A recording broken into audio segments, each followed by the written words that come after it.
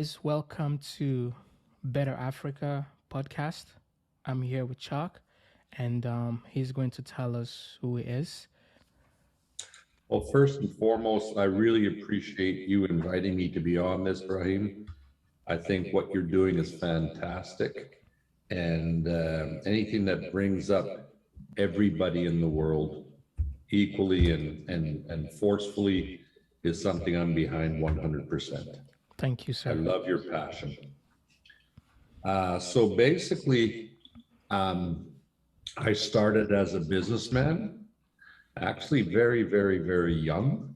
Mm, And I was always creating business opportunities and doing little things here and there to make money.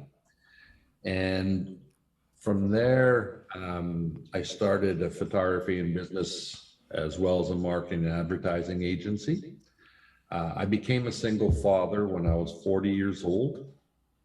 So I had an 8 and 10-year-old child at the time, an 8-year-old son and a 10-year-old daughter. So, going around North America teaching photography and teaching the business of photography and business in general to professionals wasn't in the cards unless I paid somebody to raise my children and raise them for me, which I was not about to do. So I tried to figure out in typical entrepreneurial fashion, how can one overcome a challenge? mm, And it took me about 2 seconds. I thought, I'll become a teacher because that way I will have the same hours as my children. I'll have the same holidays as them, and I'll be home for them. So all my colleagues and partners weren't too happy about that, but hey, family's first, right? yes, sir. Yes, sir. Family is always first, especially mom, right, Bahreem? Yes, sir. He is. Absolutely. Anyway, so I became a teacher and I started out with teaching one course in accounting and one course in computer programming. Interesting. Wow. And I knew nothing about computer programming. I kind of sold my way into that one. And I Wow. thought, as long as I can learn and be one step ahead of my students, that's all I had to be. Yeah. And I quickly learned that there's always a few people out there that are a lot smarter than you, Yes. Yes. regardless of the age. So I had a couple students that were really smart and really good at what we were trying to teach. So I let them teach because the more you teach, the more you learn. Absolutely. And I still was hands on for sure. And before long, I realized that the only way people are really going to get ahead is by being entrepreneurial, Mm, being in charge of your life, your time, your passion. And so I started building little business courses in the school, which was not done. mm, So I ended up having a class in entrepreneurship.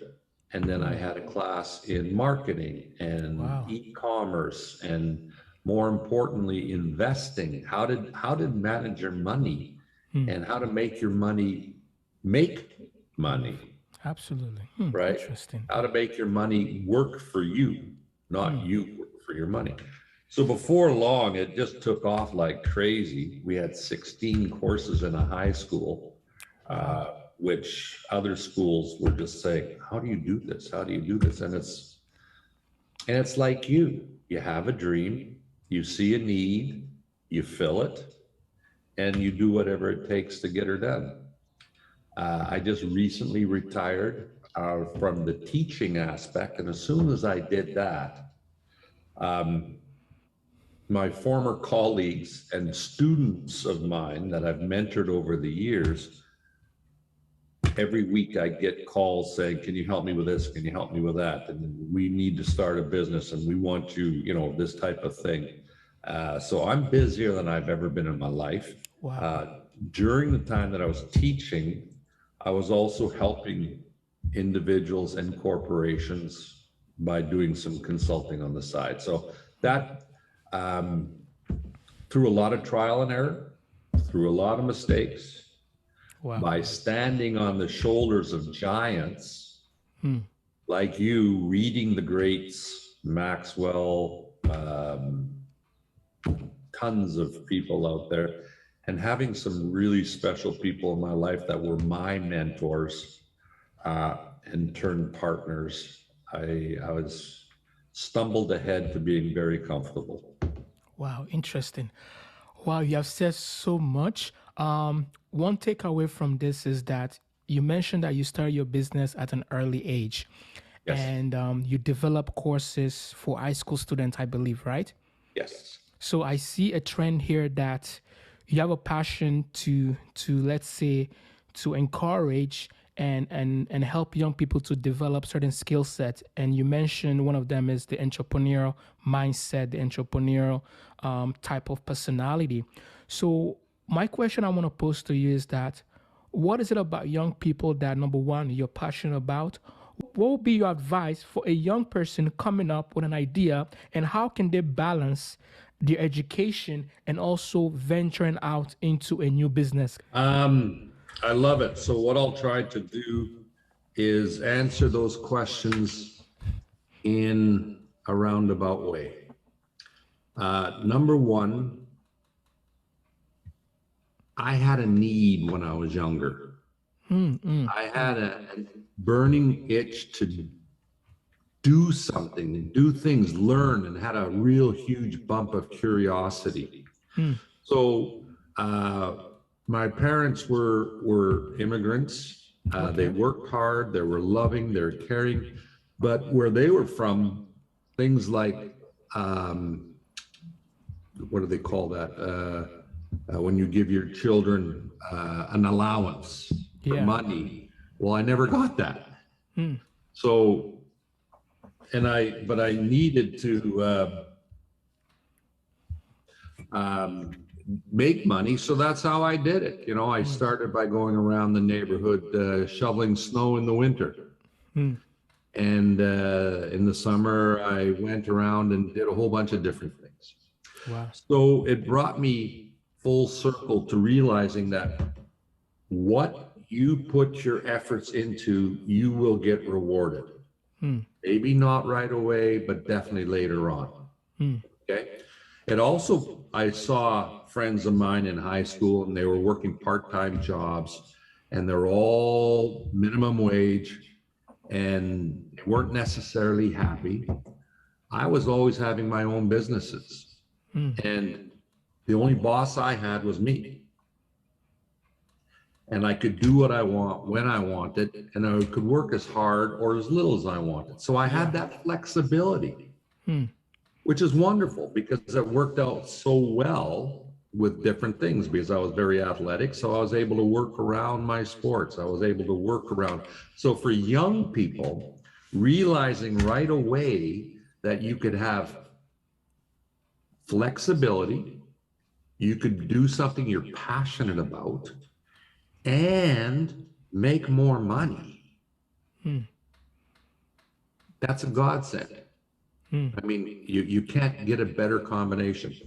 And I love it. One of my best friends, a brilliant man, loves to say that if you're not working on your perfect day, you're working on somebody else's. Interesting. So you should be working on your perfect day.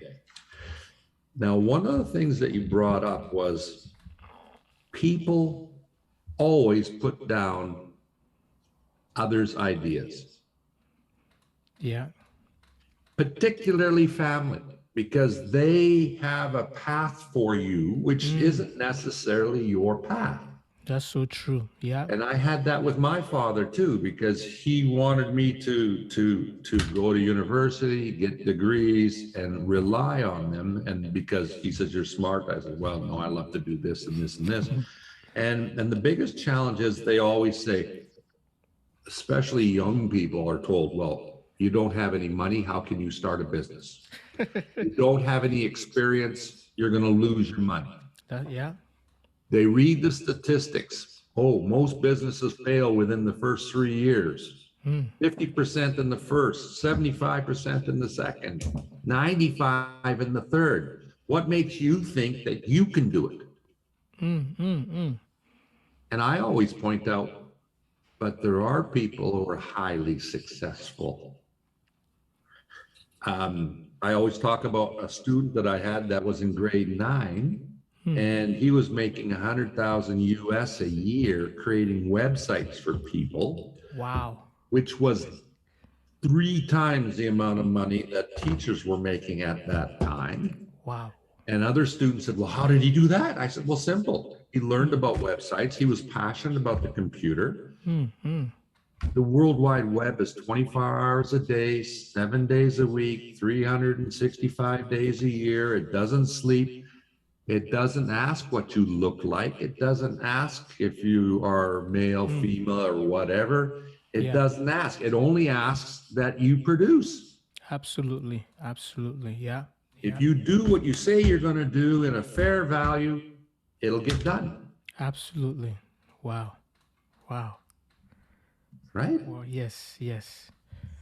So here's something that I really would like to leave with you, and that is people say, oh, you need money, you need experience, you need knowledge. Well, I taught my students simply something different. They said, we can't start with nothing. I said, okay, let's try this. A friend of mine, the same mentor I talked about earlier, loved going to farmers markets. And he noticed at one time that there was a farmers market in one of the neighborhoods in our town. And this guy came in, the market ran from 4 o'clock to 9 o'clock. The guy came into the market at 5:30. He set up a booth, so he was an hour and a half late. And it was for a cidery. Now, they're not allowed to sell alcohol on the grounds. Yeah. So what he did is he had loaves of bread, French baguettes. Yeah. And he had about 200 of them.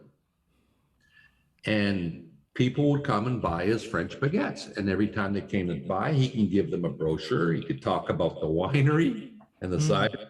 And they went home, had their baguette at dinner, and within an hour and a half, he sold out. Okay? So when that happened, he shut down his tent and off he went home. So he went home an hour and a half early. But he had talked to at least 200 people. Yeah. Yeah. Okay? So my friend said there was a lot more people looking for bread. So let's try that with your students. So the first time we went to the same market, there's always a need because he created it. So I went to a bakery. I said, I'll tell you what, can you give me 50 loaves of your French baguettes and I'll pay you on Tuesday. And I promise that, but I need the baguettes on Friday.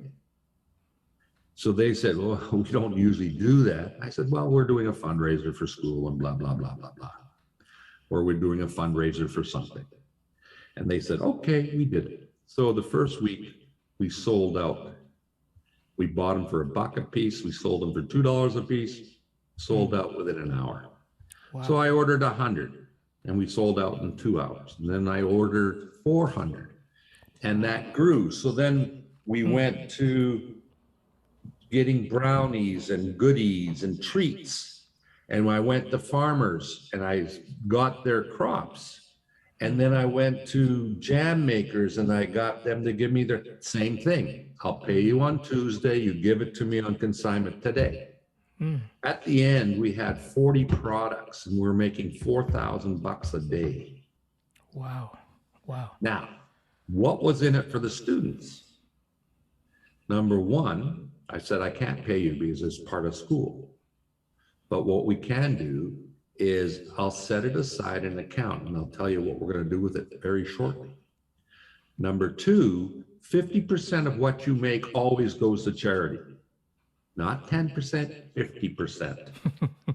Because Charity is the price you pay for the space you occupy in this world. You help others out. You don't give a handout, you give a hand up.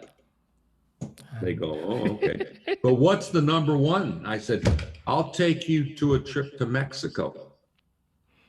And we'll help the children of the dump, we'll help the poor people, and we'll do some charity work when we're down there. And all they heard is trip to Mexico. Yeah. We made enough money for the whole class to go to Mexico for a week, work in charity and do good things, and pay for all the materials we needed. Wow. Wow. So what did the kids learn? I think they learn that you can get value for your efforts, and that value for your effort doesn't have to be a monetary gain. It can be a non-monetary gain. Yes. And one of them is helping those who are not privileged. Yes. I think also knowing that you can still, you don't need to have money to make money. Bingo. Most times, even me myself, I was afraid. I'm like, how can I start up this business? I don't have the necessary financing. I don't have the seed.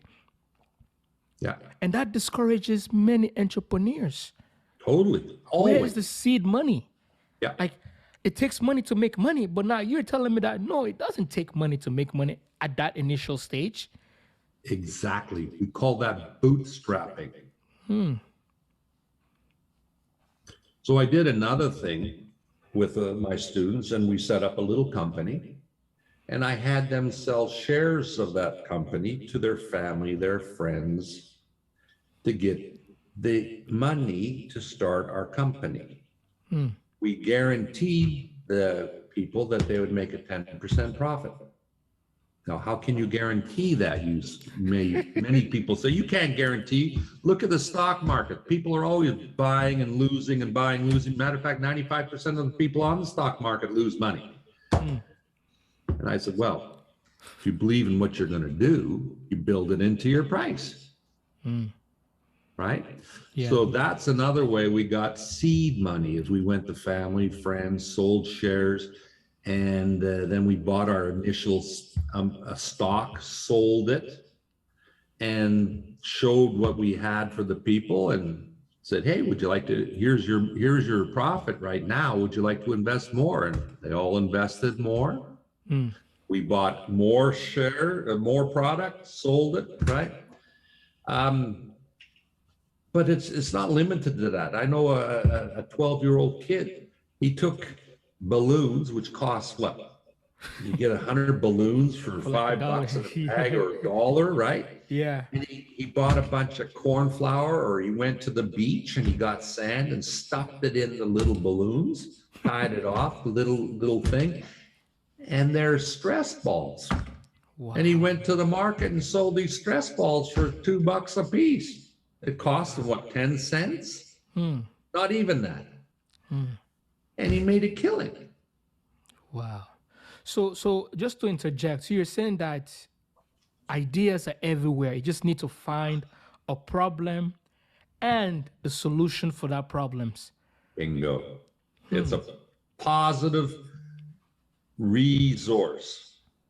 You know, no sense saying, I want to build this great product and sell it, because nobody might want that product.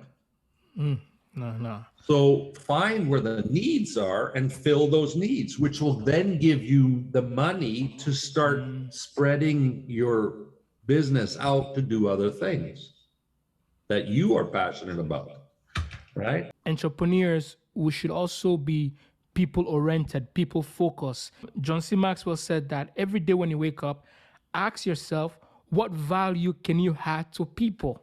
Yes. Ask yourself, what can you do for others? What is the difference between a business plan and a business model canvas? Oh my. Fancy words saying the same thing. Make a bloody plan. Okay. You know, bottom line is, it's when I coach my hockey teams or my volleyball teams, I tell my athletes that 90% is the practice, 10% is the game. If you do well in practice, you're going to do well in the game. If you just slough off in practice, your muscle memory and your body is not going to remember things, and you're going to not do well in the game because you're not prepared. So by doing a business canvas or a business plan, you know, there's all these fancy books about really fancy plans, and all people do is fall asleep reading the damn thing. Wow. It's really quite simple. I have what I call my castle in the sky. Okay. I project my perfect business, who I'm serving, what I'm serving, and why I'm serving it. Who, what, why. Okay. Interesting. And from there, one other little question. How much do I want to make? Who, what, where, why? How much do I want to make? And then I build the pillars and the foundation of being able to baby step that up there in how am I going to do it. So make a plan. Okay, I'm going to go around the neighborhood and sell bouquets of flowers. No, I'm not going to wait for people to come to me. I'm going to go to them. And what woman's going to refuse a beautiful bouquet of flowers? So here I am in a little village. I go to the house, say, hey, I got these beautiful flowers. I thought you'd like them. These are $2, $5, $10, right? Yeah. And then, okay, so now I got to figure out, where do I get the flowers? I find the best price. Then I figure out what I need to make profit-wise. Usually you just double what you pay, right? So if you pay $2, you sell it for $4. I usually like round numbers. So people in Canada would have a toonie usually in their pocket, which is a $2 coin, or a $5, or a $10, or a $20. Don't do funny numbers, because they've got a 20, they got a 5. Okay. Then say, okay, how am I going to sell these? Okay. So figure out, okay, I can go door to door, or I could go stand by a liquor store. Yeah. And sell them to people coming out of the liquor store. And you see a guy with his bottle and say, hey, buddy, you want to be a hero for your lady tonight? Here's a bouquet of flowers, and you will get brownie points coming out of your ears. Right? Yeah. Yeah. Okay. So you make a plan of how you're going to do it. Obviously, the more complicated business, it's going to have a little more detailed plan. Yes. And then go out and work the plan. And that's the big key, is a lot of people dream. A lot of people wish I would have, could have, should have. Yeah. It's the people doing it. Yes. Absolutely. Do it. Execution. That's all that matters. Bingo. So the last question that I have for you is, how important is cash flow in a business? Because most entrepreneurs, they don't know the value of being able to manage, control your cash, to know how much money is coming in, how much money is going out, keeping records. So can you emphasize the importance of cash in a business? It doesn't matter the phase of the business, if it's the startup phase or the growth phase or the maturity phase, it applies to all phases. Cash is king. Cash is king. Knowing what's going to come in, what is going to be going out, and what's left over is essential. And a lot of people forget one little detail, and that is entrepreneurs as a whole forget to figure out what they're going to pay themselves. So make sure that you create the swear word budget. I say it's my roadmap to wealth.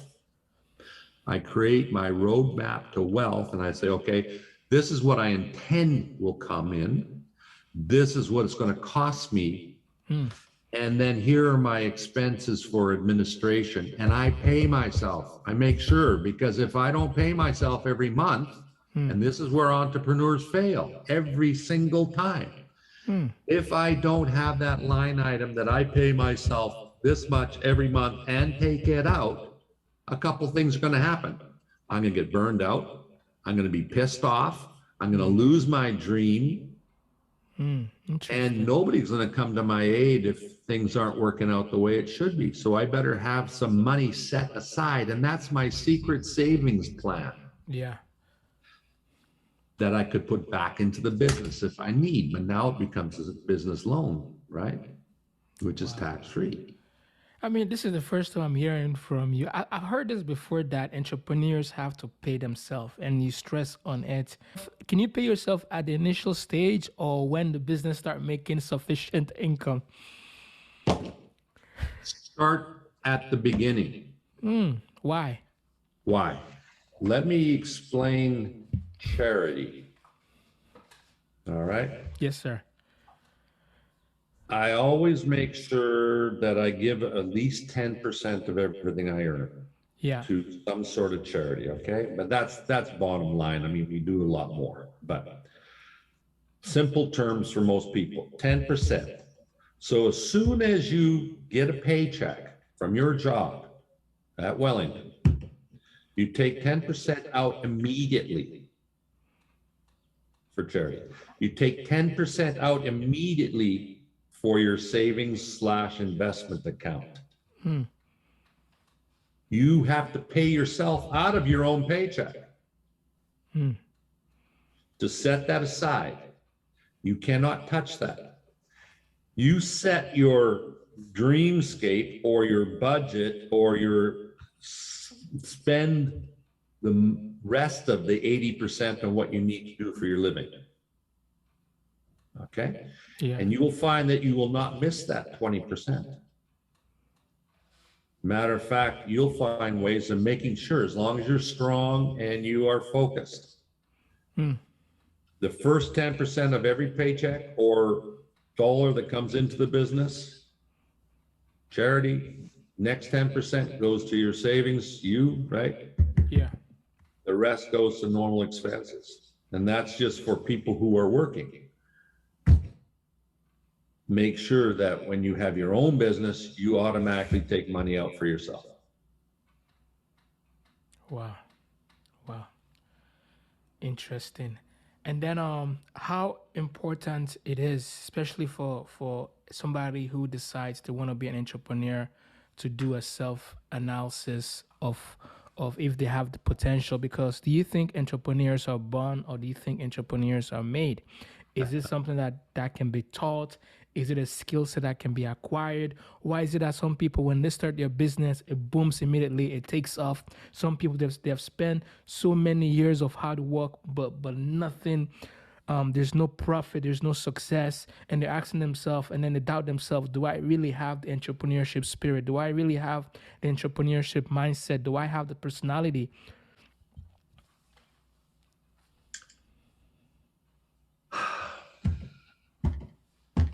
I believe that anyone can be an entrepreneur. Okay? Being an entrepreneur is a mindset. It's a can-do mindset. What you do is, when you become an entrepreneur, you take charge of your life and you're responsible for your decisions. The reason some people in business do not succeed is wrong time, wrong place. You do your homework beforehand to make sure you're in the right time, right place. Yes. The second reason is, a lot of people are very passionate about what they do. Let's say woodworkers or artists or landscapers, whatever. They're passionate and they really know what they're doing. Yeah. But they don't know how to market or advertise or do social media or get the message out that they're in business. That's so And important. Yeah. and so that's probably the biggest reason people fail, because the guy's a great, the woman's a great craftsman, can do anything with their hands, but they don't know how to let people know. So that's why business is a team affair. Wow. Interesting. So what I do is, with every business, I make sure that, okay, it might be my business, but I surround myself with mentors, people who know accounting, who know taxes, who know legal issues, who know marketing, and we make methods of getting them what they deserve, right? What they Yes. need if they give me what I want. So we put little joint ventures together. And I have tons of little joint ventures where, okay, if I need a specific type of marketing, I'll say, okay, I'll give you 10% of the profits of that deal or that promotion. Yeah. So again, it's finding ways of making symbiotic relationships that don't necessarily cost you money up front. Yeah. And that's where the entrepreneur shines, is that they think out of the box and come up with ways of doing things a little differently. So when I had my photography business, the first thing I did is I went to the top radio station in town and said, listen, I'll do all your photography, your promotional photography, whatever you want, contra. You don't pay me. We'll build up an account and I'll charge you my normal rates. It goes into this little account that we have between us, and then I'll take advertising out in exchange. Well, not only did that work like crazy, I got tons of advertising. I also became the expert in photography, and I had a radio show for an hour every month. So you know how much it costs to be on the radio for an hour?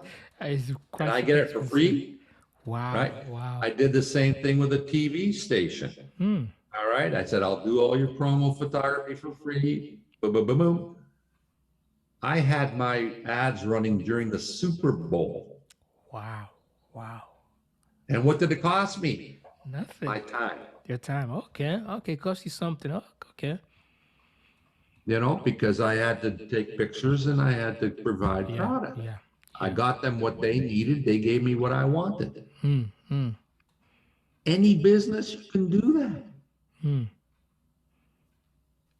So, what are your 5 key to success? This is the last question for entrepreneurs. 5 keys that an entrepreneur can practice, that you yourself they have been tried and tested, and that I can take away to solve 5 key steps that you can leave with us as young entrepreneurs that we can implement in our day-to-day running of our businesses. Step one, dream. Dream big, dream. And realize that those dreams can come true. I can show you case after case after Wow. case that if you dream, it's possible. Step two is do. It's not good enough just to dream, do it. That's right. Get over yourself.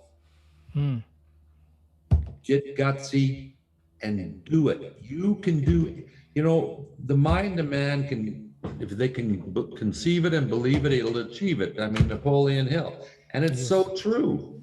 Look at the changes in medicine these days, and media and equipment and all the wonderful inventions that are coming up. Those are all ideas. So true. So People true. thought they were impossible, but they're ideas, and they had a dream, and they did it. There's more patents coming out every day now than it has been in the last 500 years, Wow. because people are dreaming and they're acting upon it. Step three is plan. Write down everything and have a little notebook beside you on the bedstand. Any idea, whether it's crazy or not, write it down. Write it down. That's so true. Yeah, yeah. You know, I hate to say this. This is embarrassing, but I get my best ideas when I'm in the shower. You're so relaxed. You're not quite awake. It's hot water, and you go, "Holy Wow. smokes, that's brilliant!" If I say so myself. Wow, wow. Interesting. Okay. So I have a pad of paper by my shower. It's really soggy, but put yourself with like-minded people. There's so many organizations out there. There's so many people that you could get yourself as. I always had my mentor board. I had different people that had done. Okay, this is what I taught my students. What's the best way to become a millionaire? Read about somebody who has been there, done that, right? Maybe befriend them, learn about them. Or Totally. And don't read about it. Take one out for lunch. And they say, what? I said, yeah, you take a millionaire out for lunch and you make sure you pay for it. And you tell them that you would like to have this and make sure that you have questions written out, research questions, get to the lunch ahead of the person, make sure you order an appetizer, make sure you order a main course, make sure you order a dessert. Why do we do that? Because we want to stretch out the time we have with this person. Okay? Ask them if it's okay because you really respect them and want to learn from them because you're their hero. Can I record this so I don't miss a thing and take notes? Then make sure you pay for it because you just got a master's degree in life. Interesting. Yeah, yeah. And I also taught my students that if I want to be the best hairdresser, I go to the best hairdresser in my city, take them for lunch and ask them, what are their keys to success? Then I go to the best hairdresser in my province or state, do the same thing. Then I go to the best hairdresser in Canada and do the same thing. Wow. I would rather spend $1,000 flying to Toronto, going to talk to the best hairdresser for lunch, than take a master's degree at university. Think about that. It's going to take me 2 years of my life, $40,000 plus of my life, right? That's so true. Yeah, yeah. And it's all technical bullshit. So true. Yeah. And when I can talk to the best person in the industry, it's something that's working. Wow. And is successful. 99% of the time, they'll want to pay for lunch. They'll reach out and say, listen, if you need any help, because successful people want to help you. Yes, yes. They don't feel they deserve it. So the only way they can make sure they deserve it is if they give back. Yes, yes. So true. Now, don't get me wrong. I've got 2 master's degrees, 3 bachelors, and, education's important. Yeah, yeah. But for entrepreneurs, I'd rather get you out there making money. That's called opportunity lost. Okay. So I build myself a board of people that I know that will help me down the road that, in different areas that I bounce ideas off of. And the fifth one is keep an eye on the money. Well, actually, the 4th one, keep an eye on the money. Make sure that what's coming in, what's going out, and where you're putting your savings and you're paying yourself, okay? Always watch it. It's your scorecard. And the 5th thing is love what you do. If you don't love what you're doing, get the hell out. Find something else. If you fail at something, don't say, oh, I'm a failure. Say, oh, that idea didn't work this time. Let's try something else. Colonel Sanders was a broke old dude and started Kentucky Fried Chicken at 65 and became a multimillionaire. There's tons of stories of these people that had failed and became successful because they just kept going. Yeah, yeah, so true. Never giving up. Wow. If I can recall, so you have dream, do, plan, your network, your control and manage your cash, and lastly, never give up. Yes, yes, never give up. But thank you so much, Mr. Shark. This is the end of our conversation.